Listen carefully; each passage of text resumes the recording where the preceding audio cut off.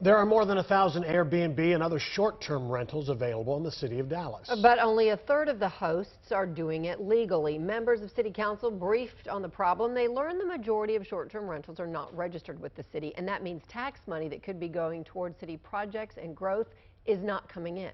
Fox 4's Allison Harris is live in downtown Dallas to explain. Allison. Heather and Steve, the city is just not really enforcing the regulations that are in place. And there were so many concerns expressed about that today that the city is taking on this issue by forming a task force. There are 400 short-term rentals registered in Dallas, but it's estimated there are 800 more not registered and not paying taxes. What are we doing?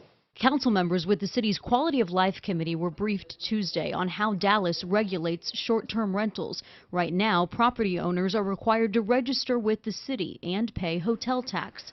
There's a 15% fine for not paying the hotel tax, but there are questions about whether any of this is being enforced. It's very difficult to enforce. Yeah, so we have an enforcement issue as well. And whether more regulations are needed based on complaints. Noise, overcrowding, trash that's left after the guests leave, parking issues on the streets, party house rather than a residence. I don't want to over-regulate any of this, but I do want to put sensible regulations. Airbnb reports having more than 387,000 guests in Dallas County last year. And in that same area during that same time, hosts made $57.4 million.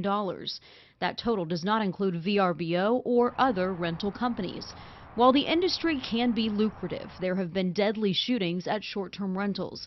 A birthday party at an Airbnb in Old East Dallas in July ended in gunshots after midnight. And in Plano, police say 18 shots were fired into this short-term rental during a party in November, killing Allen High School football player Markel Ellis Jr. Airbnb now bans open invite parties. And who will bear the burden when they are out of control? The community. Norma Minnis says she lives 3 doors down from a short-term rental in the Lakewood neighborhood. She believes if they aren't banned from residential areas altogether, they should be regulated more. The regulation today is that the neighbors are regulating these things.